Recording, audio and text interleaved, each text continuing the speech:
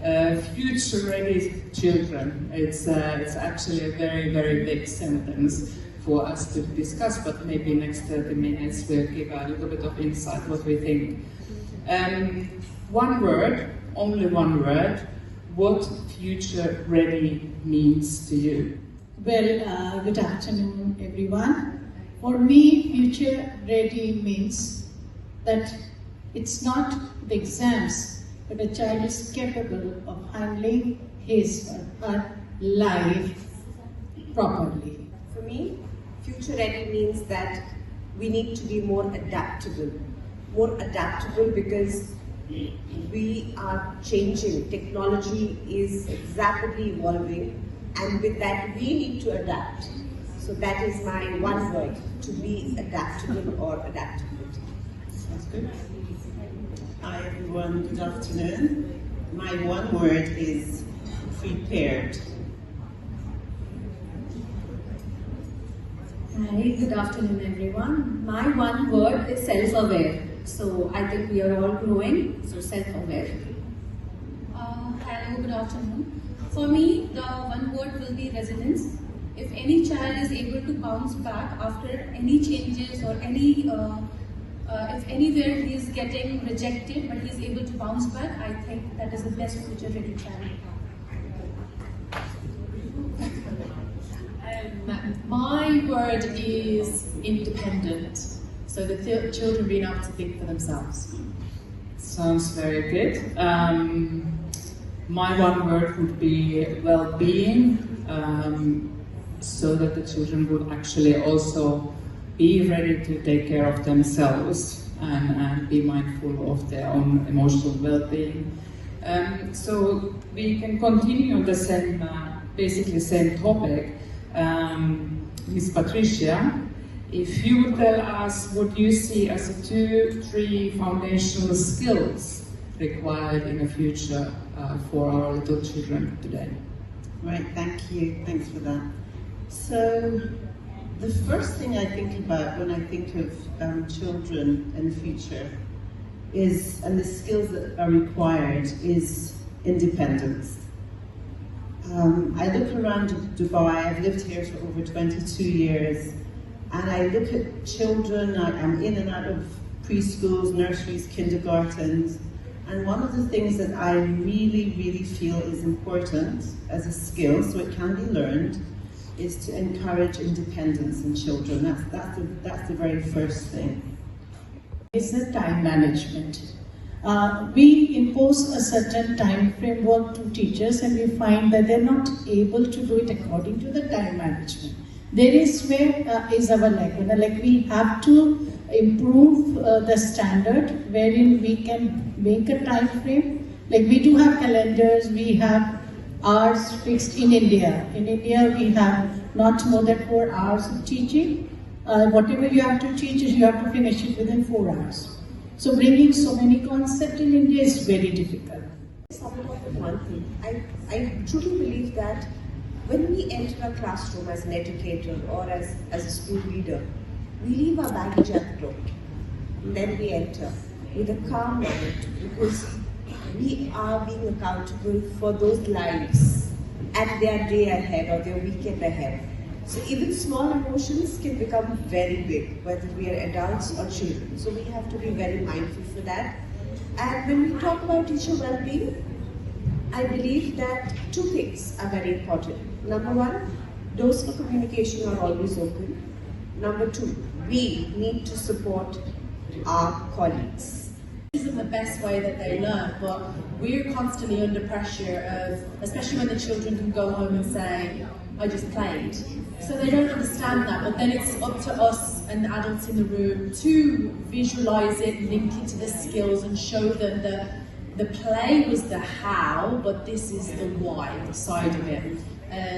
So yeah, I think I would definitely want to remove those a little bit more and then push and teach the parents a bit more about different ways that the children learn.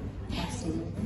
They are with and they are around. So I think that is what summarizes, right? So they are with the teacher with the teaching assistant, with all the school leaders, the maximum time in a nursery, if you say in a nursery setting where sometimes children are spending the whole day.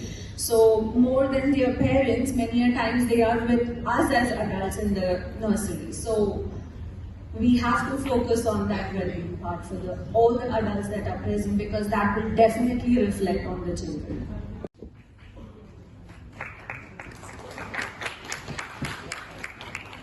Welcoming next, Dr. Mayuri. Let's keep the energy going.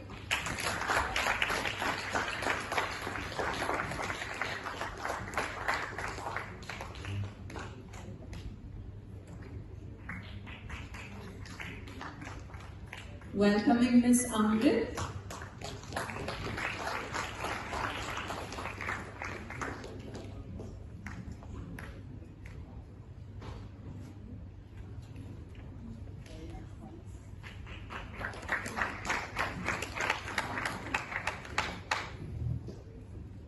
Welcoming Miss Patricia. I think we should have a competition on who claps the loudest. A special prize for her.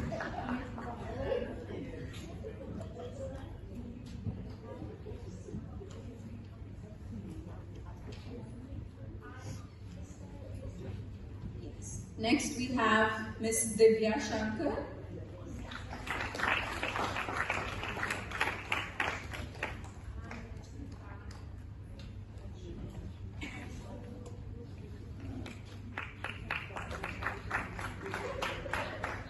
We have Miss Preeti.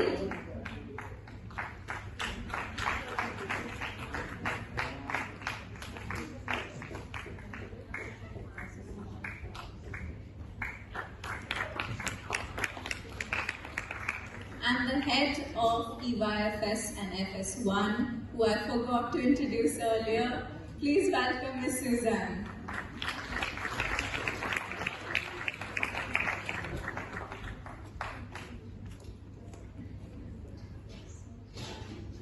Can we have a loud round of applause for all of you and good food.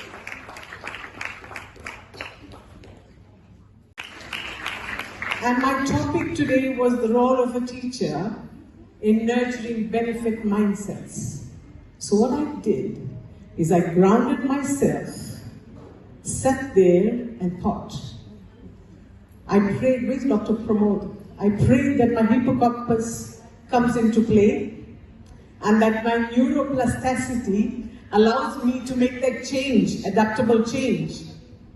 And I said, okay, let me walk my talk. Benefit mindset means it's good for me, it's good for you, it's good for the world at large. I have no PowerPoint. I told Aarti that if I make a PowerPoint, it restricts me to stay to that topic. But I am going to tell you what the role of teacher is in nurturing benefit mindset.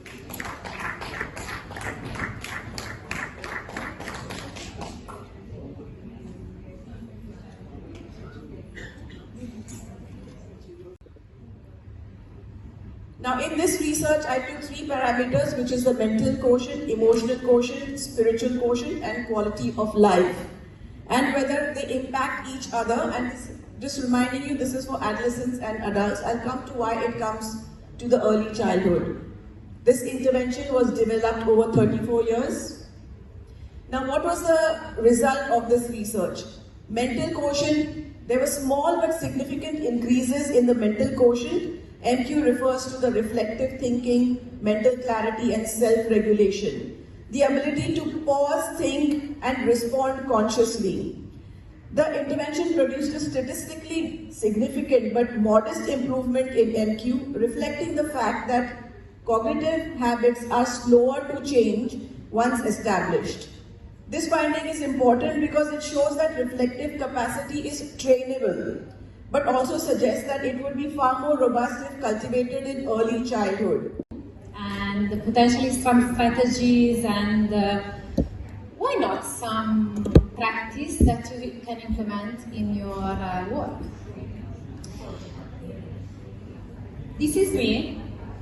My name is Ambra Lanzi, I'm originally from Reggio Emilia, and I'm a consultant. I've been consulting several schools, I'm still consulting schools in Middle East, in Asia. I organize retreats in Bali and study tour in Reggio. And as well, I have a school in Bali that is called Bloom. We were born during COVID as a homeschool. We rented a villa, as you can see, and we had 22 children. And today we enlarged until we became a boutique school. We have today around 90 children. We are Reggie-inspired, of course, but we are also have a big focus on sustainability. We are nature-based, and as well we intertwine what is. Thank you. Come into the center.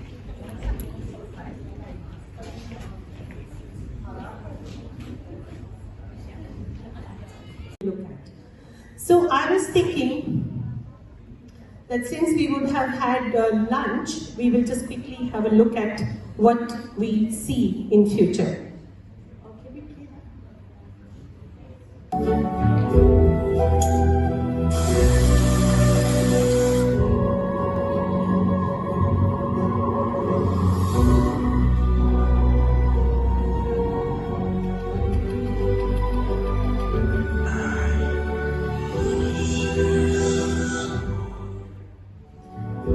So these are some of the jobs that we see in the future. Are we all ready for that? Are we ready to give that human element that we all are so proud of and give it off to AI to take us forward?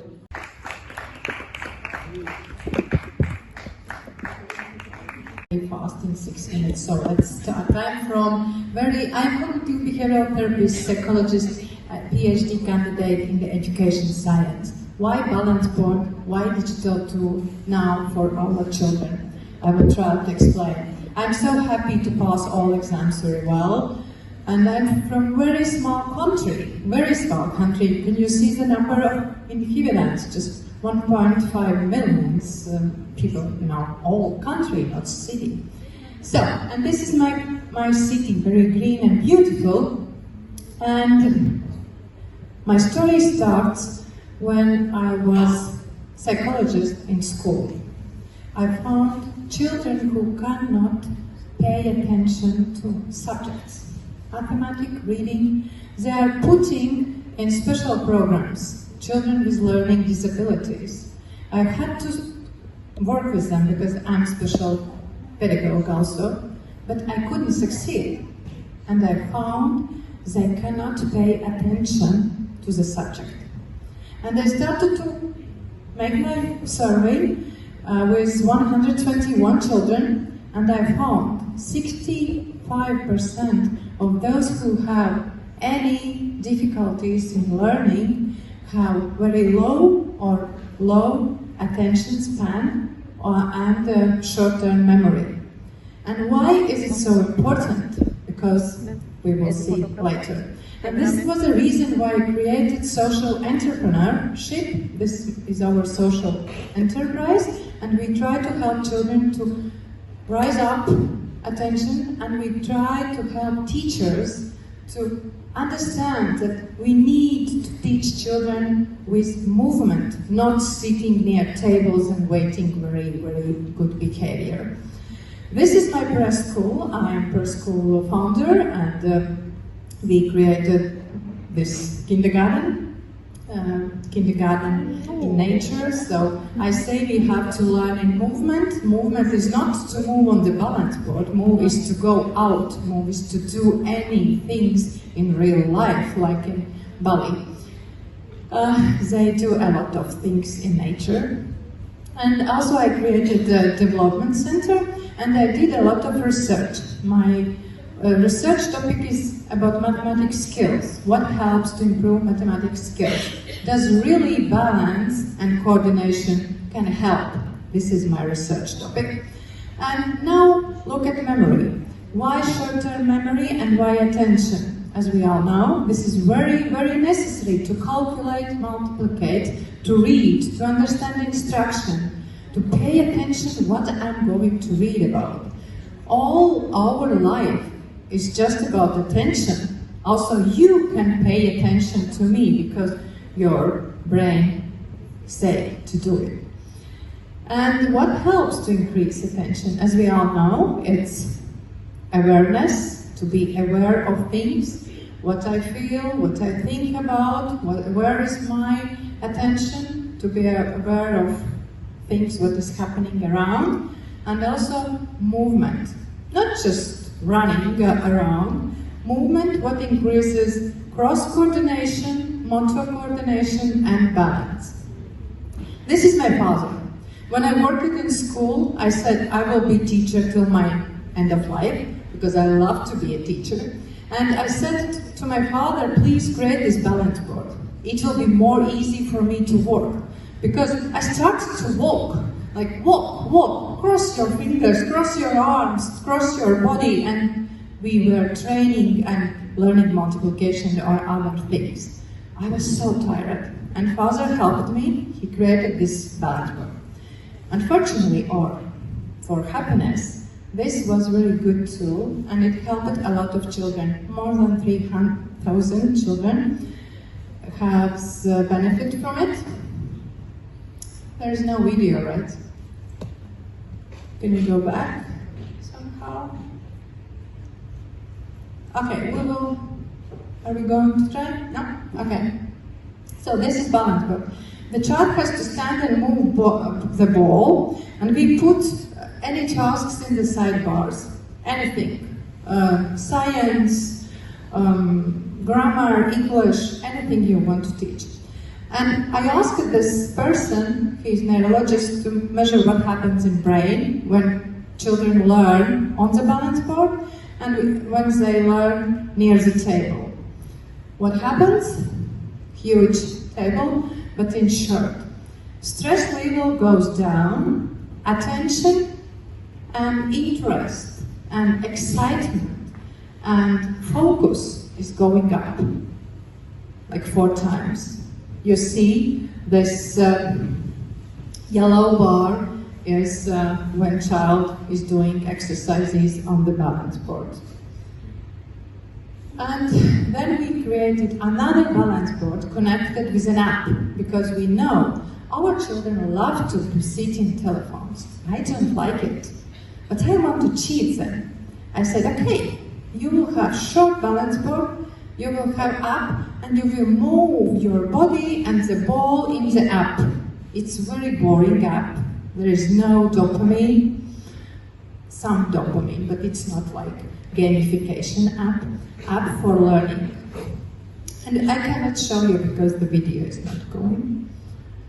And what we found, that children can improve their skills. I was in South Africa, and I compared the results in Latvia and South Africa. And those children, they were standing at the balance board and doing this multiplication. And all those children were with special needs, ADHD, autism, and behavioral problems. And what we can see, I have worked with them only 5 days per 5 minutes. And what we found, they improved 20% knowledge. So, 50% of children improved more than 20% knowledge in multiplication. Other 50% of children also improved, but not so high. I think it's a very good result for 5 days, 5 minutes per day. So, what and why?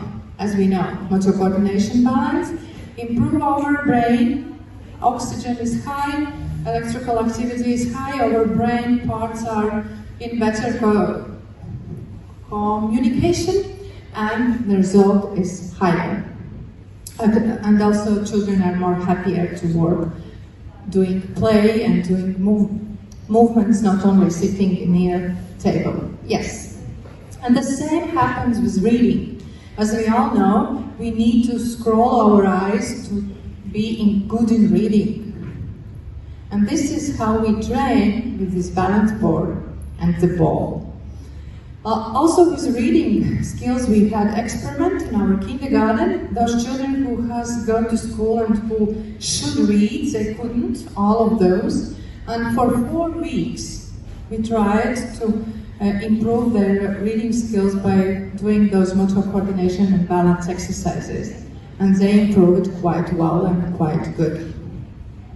This is class. This year we had experiment. How does it work if we put those balance boards for every children in a class? Could you imagine? Each children not sit only on the balance, not near a table, but they can stand on the balance board and do the exercise. This was my last research. And what I conclude and say, we can implement movements, we can implement any good tools or methods, but regularity is very necessary. And this also my study shows, if we want to do something, we need to do it in a system.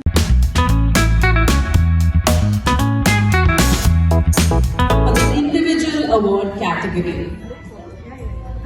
And in this category, for the best early child mentor, the award goes to Ms. Fatima Ali Mohammed, who is an educator and a lifelong learner from Nairobi, Kenya, who amazed us all with her wonderful musical skills this evening.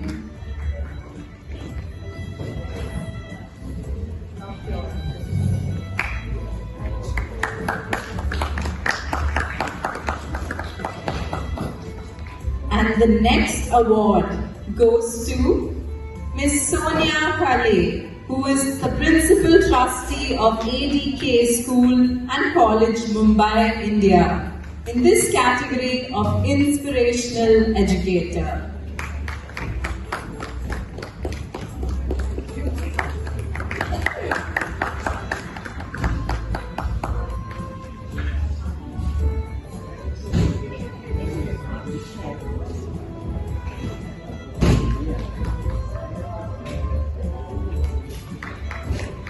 Thank you, Ms. Aarti.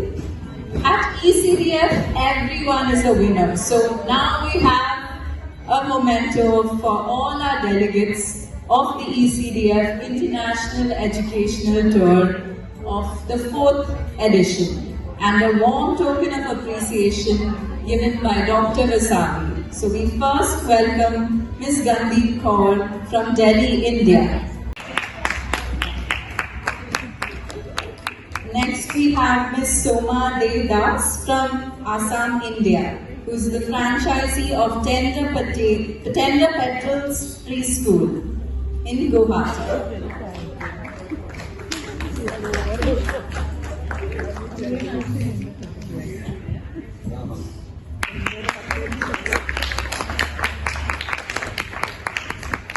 Next, we have Ms. Vidya Lakshmi Ramaswamy from Mumbai, India, who is a teacher trainer and a mentor, a part of Parisar Ashram, Mumbai.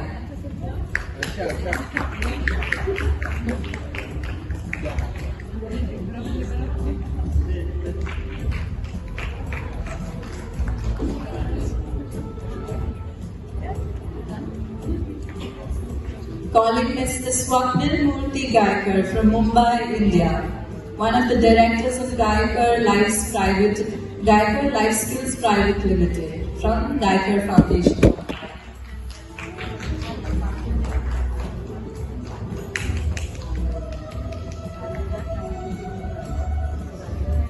Calling on Mr. Pranal Murthy Gaikar from Mumbai, India, who is also the director of Gaikar's Life Private Limited.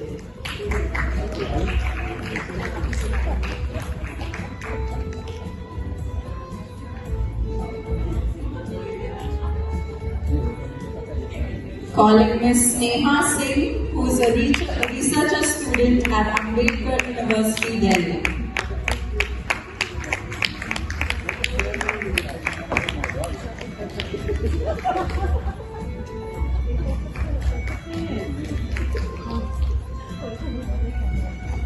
And last but not the least, inviting Miss Sonia Khale from Mumbai, India, Principal Trustee at ADK School and College in Mumbai.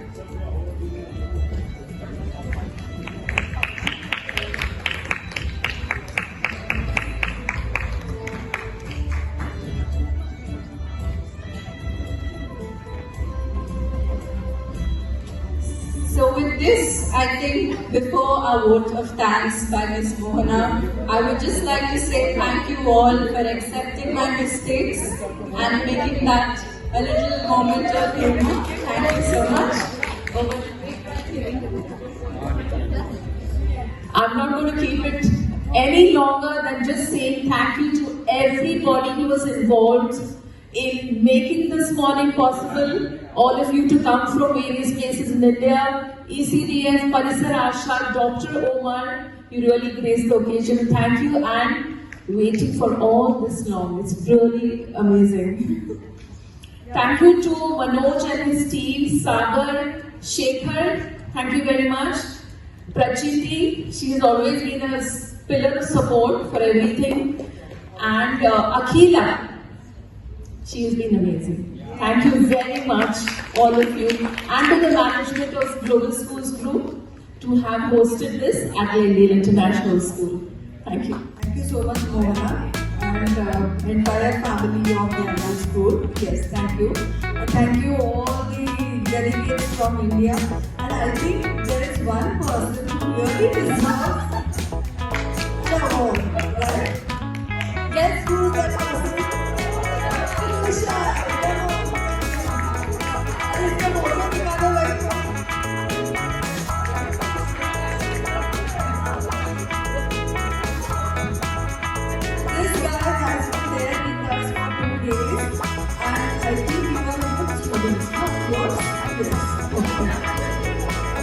He has organized all our food for the entire Dubai trip.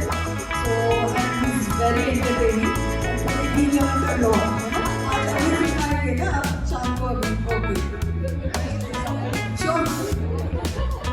Thank you so much, all guys, to give me this award. Thank you so much.